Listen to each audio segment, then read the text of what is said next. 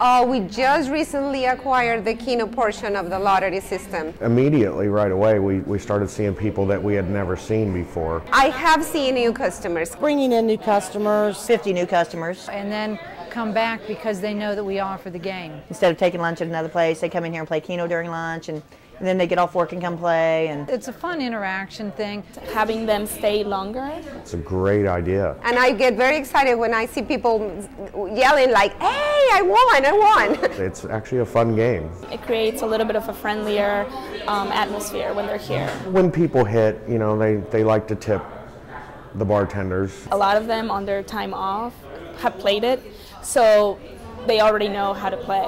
I have won with a customer, split, $500. $1,440 is the biggest I've sold so far. It was an easy thing for us to get started. My staff in the store is trained. So they were really happy that we got it in. And making sure that your employees want to sell the tickets. Know the game, know how to play it, know what the payouts are. If you show the customer how to play and how easy it is to win, they'll want to play. Your bartenders have to know everything about it. Show them how the best odds are and what's the easiest game to play.